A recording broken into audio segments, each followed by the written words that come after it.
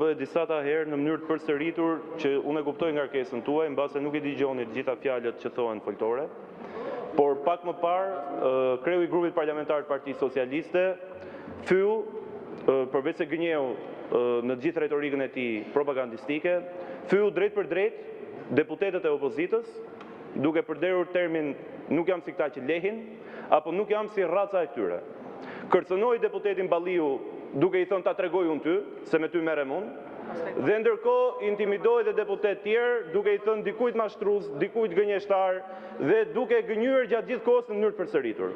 Kërkoi në zbatim të nenit 65 rregullores dhe në emër të grupit parlamentar të Partisë Demokratike të merret masa disiplinore për përjashtimin nga seanca të deputetit Aulan Balla për fyerje të përsëritur ndaj deputetëve në këtë sallë, ndaj deputetëve të opozitës dhe kërkoi nga ana juaj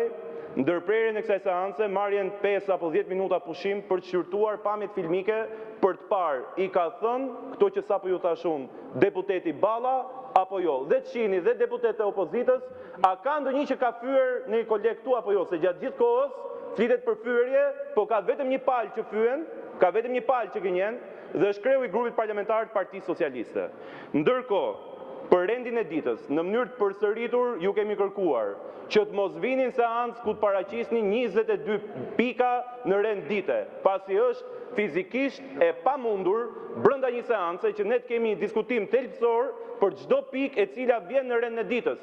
Dhe kjo është një manovër për të kaluar të gjitha projektligjet në momente kur qytetarët nuk e kanë vëmendjen, mos ketë diskutime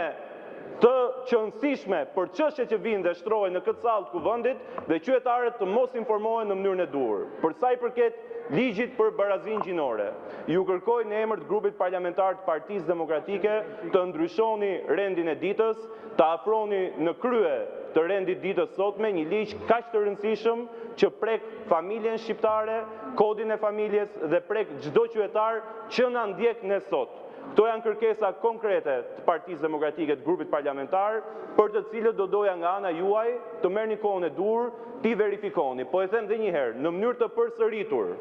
kreu i grupit parlamentar të Partisë Socialiste del në foltore, linçon, fyen kolegët në këtë sallë. Dhe kjo nuk mund të vazhdojë më. Kështu që ju lutem, në zbatim kërkesës son, ndërpri seancën, merr 10 minuta pushim dhe verifiko qëndrimin që ka Partia Demokratike. Faleminderit.